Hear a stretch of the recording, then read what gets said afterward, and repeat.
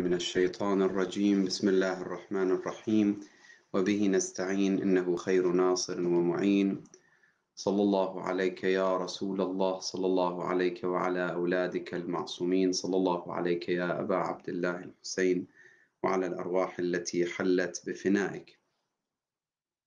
Donc, chaque année, on avait l'occasion d'être avec les jeunes, les enfants, les jeunes et les différents âges. On avait l'occasion par rapport à Muharram d'échanger sur Ahl al-Bayt alayhi salam. Cette année, Allah subhanahu wa ta'ala nous a fait passer par des épreuves, alhamdulillah, mais ça ne veut pas dire qu'on arrête notre lecture, notre apprentissage, notre effort pour connaître plus en plus Ahl al-Bayt alayhi salam. Pour ce soir, j'avais l'envie d'échanger sur la question de salat. Bien sûr, c'est une question très très évidente pour tout le monde, la prière, l'obligation de la prière, etc. Mais il y a quelques points sur la prière que je pense c'est nécessaire pour nous tous. C'est pour ça même les grands savants qui ont monté dans l'âge, qui ont atteint peut-être 60 ans, etc., toujours ils réfléchissent comment perfectionner leur prière. La prière, c'est considéré Amoud ad-Din. Donc, pour aujourd'hui, pour ce soir, j'aimerais bien voir avec vous quelques hadiths pour voir réellement où on est au niveau de la prière et qu'est-ce qu'on doit faire par rapport à notre prière. Peut-être on ne pourra pas étudier toutes les questions, mais au moins d'avoir quelques idées générales par rapport à la prière. Nous sommes pendant le mois de Muharram, c'est le mois de l'adoration d'Allah, c'est le mois de martyr, de Karbala, mais il ne faut pas oublier que, Inch'Allah, vers la fin, je vous expliquerai, et vous êtes déjà au courant que finalement, Sayyid al-Shuhada alayhi salam, pour la prière, il a donné beaucoup d'importance le jour de Karbala, et pour la faire à l'heure même. Et il a fait le dua pour un des compagnons quand il a dit Hana waqtu salah, l'imam il a dit Ja'alak Allah min al-musallin. Et la question de Salat al-Layl chez Sayyida Zainab alayhi salam aussi très important, qu'avec tous les misères qu'elle a vécues, elle n'a pas raté Salat al-Layl. Donc, premier hadith que je voulais voir avec vous, c'est un hadith de l'imam al-Sadiq alayhi salam. Il dit, salamullah alayhi, awwalu ma yuhasabu bihi al-abd as-salah, fa idha qubilat qubila minhu sa'iru amalih. Donc, la première chose à propos de ce hadith, on peut voir les choses de cette façon. Imam Sadiq, il dit, première action sur laquelle vous serez interrogé, c'est la prière. Comment vous avez fait la prière? Quelle intention vous aviez dans la prière? À quelle heure vous faisiez la prière? Etc. etc. Et j'ai beaucoup aimé un enfant récemment, il m'a posé la question, il m'a dit j'arrive pas à me concentrer dans la prière, à chaque fois je pense à autre chose. C'est une question posée par un enfant qui cherche à se perfectionner, mais c'est une question qui est posée même par les adultes, même par les savants parfois. C'est pas facile d'être concentré à partir de Takbirat al-Ihram jusqu'à la fin de la prière. C'est pas facile. Il ne faut pas commencer à douter sur notre foi, etc. Si jamais on pense à autre chose que la prière, ça demande de l'exercice continuel toute notre vie. Et petit à petit, on arrivera, Inch'Allah, à se perfectionner. L'imam Sadiq, alayhi salam, il dit وَإِذَا رُدَّتْ عَلَيْهِ. Et si la prière ne sera pas acceptée, رُدَّ عَلَيْهِ سَائِرُ عَمَلِهِ. Toutes ces actions, ils vont être rejetées. C'est très sensible, ça veut dire la prière est acceptée, c'est comme intercesseur entre toi et Allah pour tes actions, pour les restes de tes actions. Après, l'imam Sadiq alayhi salam, il dit فَإِنَّهُ لَيْسَ مِنْ عَبْدٍ مُؤْمِنٍ يُقْبِلُ بِقَلْبِهِ على الله عز وجل في صلاته ودعائه إلا أقبل الله عليه بقلوب المؤمنين إليه وأيده مع مودتهم إياه بالجنة. Donc, le reste de hadith, ça nous concerne aussi, mais rapidement. Donc, celui qui fait la prière avec l'amour pour Allah subhanahu wa ta'ala, avec concentration de ce qu'il prononce maximum possible. Un des ulama, il disait, à chaque fois que tu penses à autre chose, essaye de revenir et ne pas penser à autre chose exprès. Parfois, on dit Allahu Akbar, on commence Bismillah ar-Rahman ar-Rahim, on pense, par exemple, aujourd'hui j'ai tel rendez-vous, j'ai telle chose à faire. Donc, d'accord, tu as pensé à autre chose que la prière, mais reviens vers la prière. Dès que tu t'es posé la question, mais où je suis, qu'est-ce que je suis en train de faire?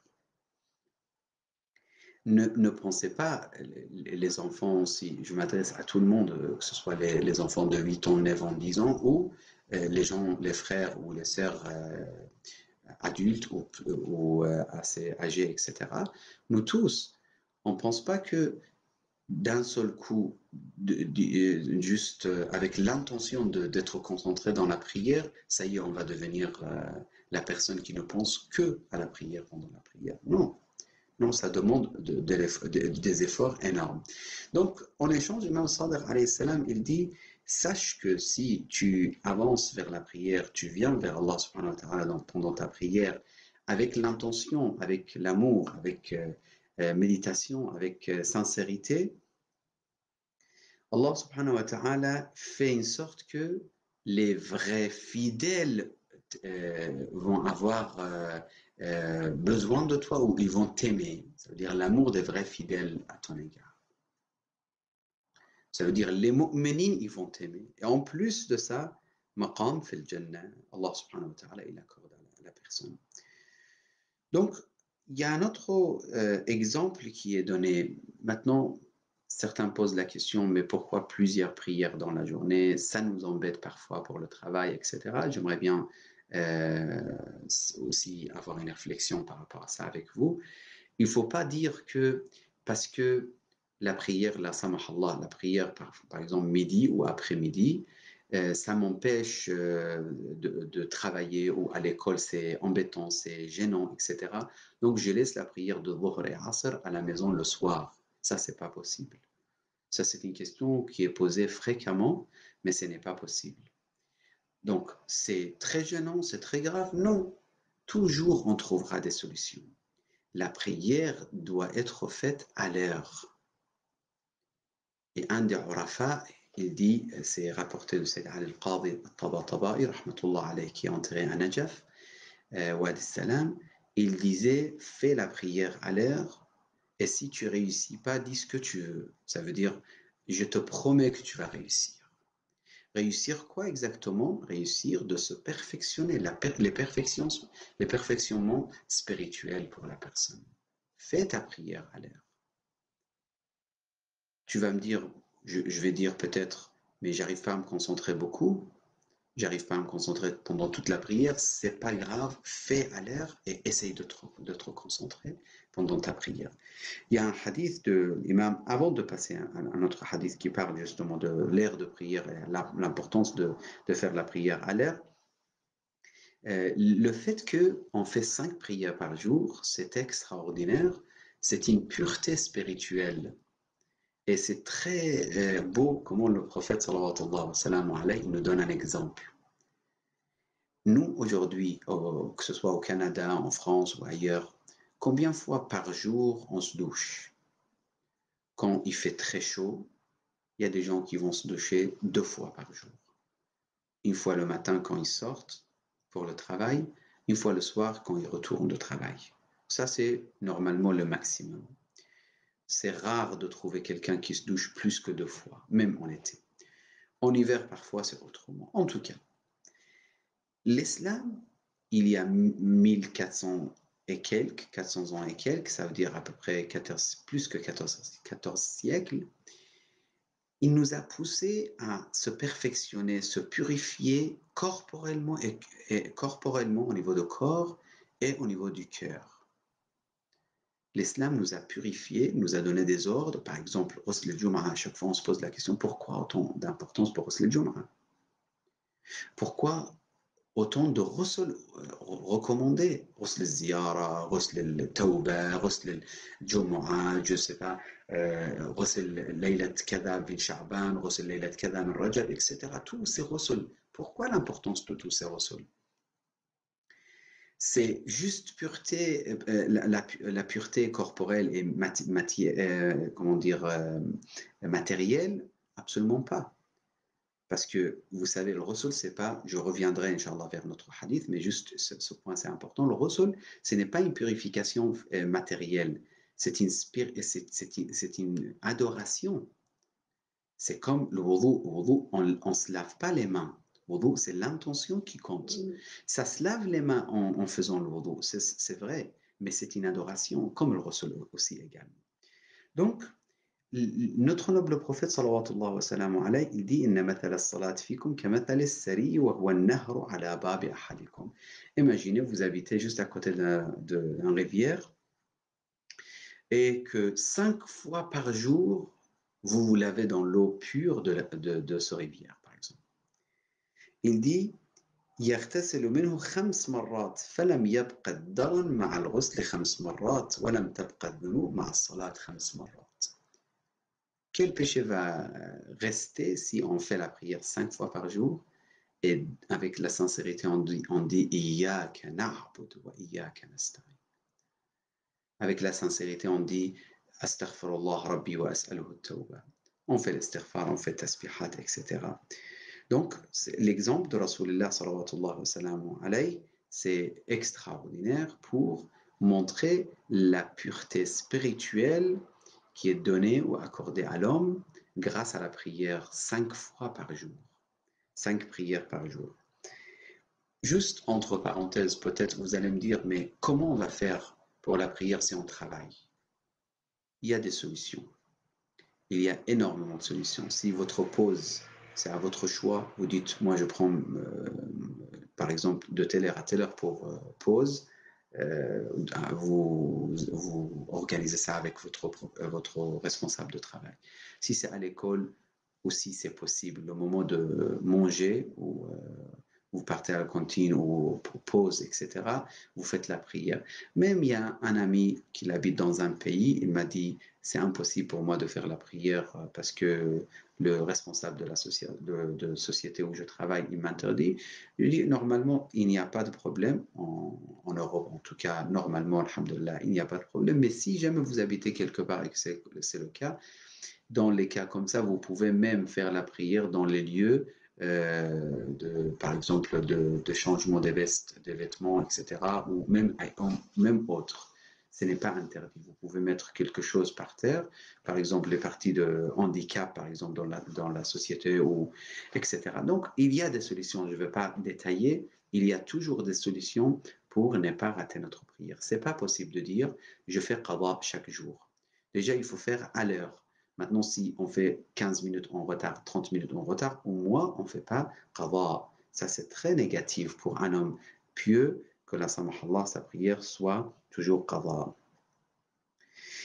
L'imam al-Sadiq alayhi salam, il dit Man salla as-salawat al-mafruḍat fi awwal waqtiha wa aqama hududaha rafa'aha al-maliku ila as-sama' bayda'a naqiyyah.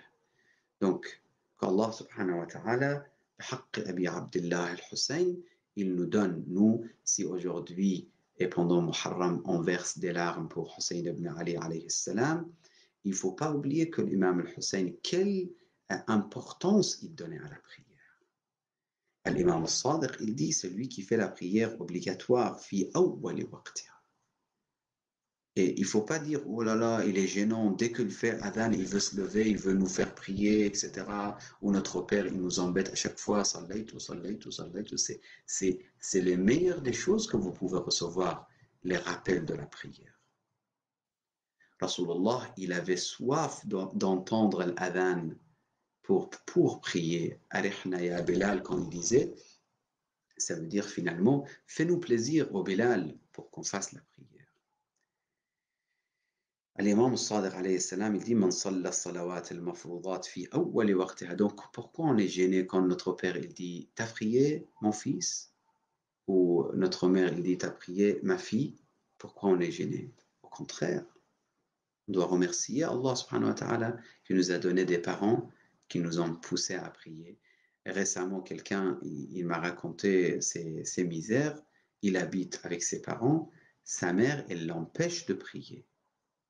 S'il le voit prier, la personne, il prend turba ou musalliya, il le jette ailleurs et dit arrête de faire des choses ridicules. Pour eux, c'est ridicule de prier. Et nous, subhanallah, Allah nous a donné des parents qui nous encouragent à prier, à se mettre devant Allah subhanahu wa ta'ala. من صلى الصلوات المفروضات في أول وقتها وأقام حدودها رفعها الملك إلى السماء بيضاء نقية. Blanc ou blanche et pure. La prière, elle sera reçue dans les cieux. Pourquoi? Parce que tu l'as fait à l'heure. Parce que vous l'avez fait à l'heure. Vous le faites à l'heure, ça sera accueilli de cette façon. Après, taqoul, hafidhak Allah, comme si la prière parle. La prière s'adresse à toi, s'adresse à moi si je l'ai fait la prière à l'heure. تقول حفظك الله كما حفظتني استودعتني ملكا كريما. Je te remercie et que Allah, il dit plutôt حفظك الله, que Allah te protège puisque tu m'as protégé. Tu m'as offert ou tu m'as accordé à un ange généreux, un ange généreux. Alors que وَمَنْ صَلَّاهَا, là c'est problématique, بَعْدَ وَقْتِهَا مِنْ غَيْرِ عِلَّةٍ. Là, une question se pose. Donc, parfois on est malade, parfois on est bloqué, parfois on a un rendez-vous administratif, on ne peut pas faire la prière à l'heure vraiment exactement. Si on avance, on est en train de prendre rendez-vous, on pense, on réfléchit, on ne prend pas rendez-vous à l'heure de prière. Il y a des gens que je connais, quand ils veulent voyager, ils calculent même leur prière. C'est pas ils calculent leur repas, ils calculent leur tranquillité, non, ils calculent l'heure de la prière et ils ne prennent pas de voyage s'ils arrivent à ne pas prendre, justement. Parfois, non, ce n'est pas nous qu'on décide, vraiment, ce n'est en dehors de notre capacité. On a un rendez-vous avec la préfecture administrative, etc. Dans les cas comme ça, il dit وَمَنْ صَلَّاهَا بَعْدَ وَقْتِهَا, ça dépend. Donc, si tu la tardes, alors que tu as des excuses, c'est pas grave. Et c'est toi et toi, entre toi et toi, tu sais quand est-ce que c'est des excuses, quand est-ce que c'est, la samhallah, c'est des excuses pas vraiment sincères. Mais si vous avez des excuses, ça, il n'y a aucun problème. Allah subhanahu wa ta'ala, justement, il nous a donné la possibilité de prier depuis jusqu'à.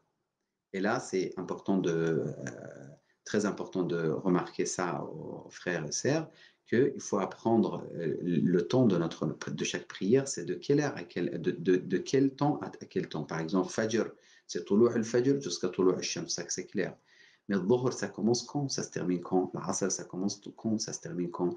Le Maghrib, ça commence quand? Ça se termine quand? Etc. L'Isha aussi, par exemple. Quand est-ce que ça devient qada? Toutes les prières, on a Allah subhanahu wa ta'ala il nous a donné des flexibilités, la possibilité de prier de telle heure à telle heure. Mais quel moment est le meilleur? C'est ça la question. Si on retarde la prière pendant l'heure de la prière obligatoire, c'est pas un problème si on a des excuses. Donc il dit وَمَنْ صَلَّاهَا بَعْدَ وَقْتِهَا مِنْ غَيْرِ عِلَّةٍ وَلَمْ يُقِمْ حُدُودَهَا رَفَعَهَا الْمَلِكُ سَوْدَاءَ مُظْلِمًا. Celui qui tarde la prière sans excuse, l'ange il la prend un peu ténèbres, comme noir, pas de lumière dedans.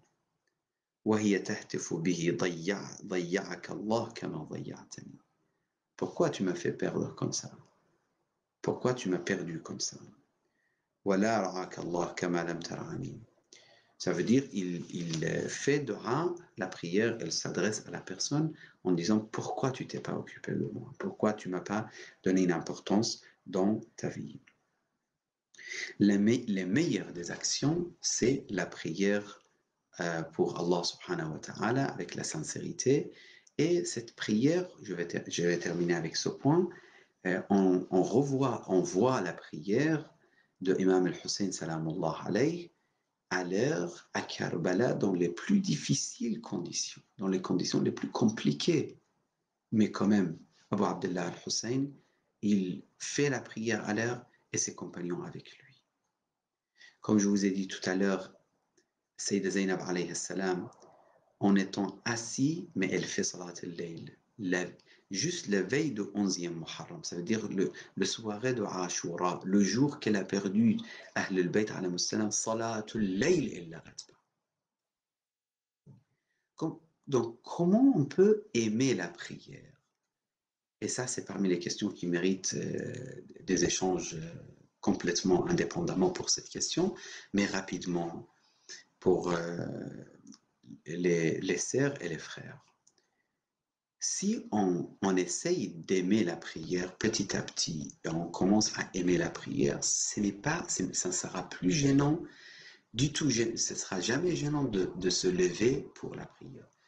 Aujourd'hui, j'ai écouté un discours d'un alim qui disait pour Salat al-Layl, il faut faire des efforts. Même parfois, on n'a pas beaucoup envie.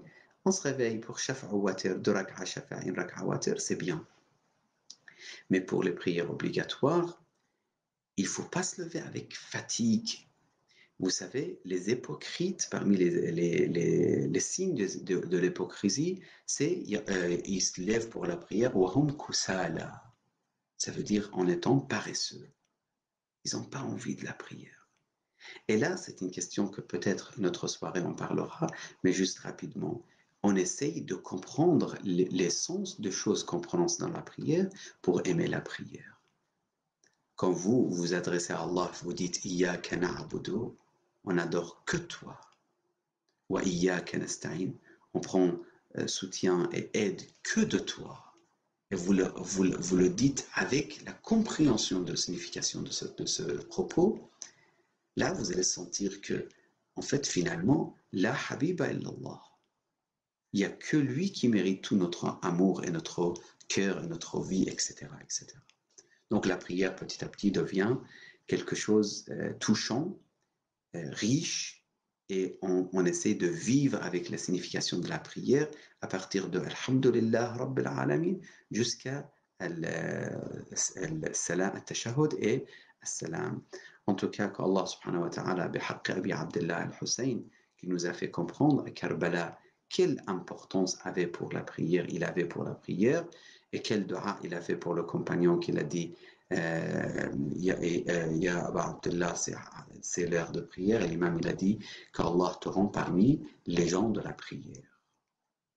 Et donc aujourd'hui on demande à Allah bihaqq al-Hussein salamullah alayh qu'il nous donne cette possibilité de comprendre, d'aimer la prière et de faire la prière à l'heure jusqu'à la fin de notre vie.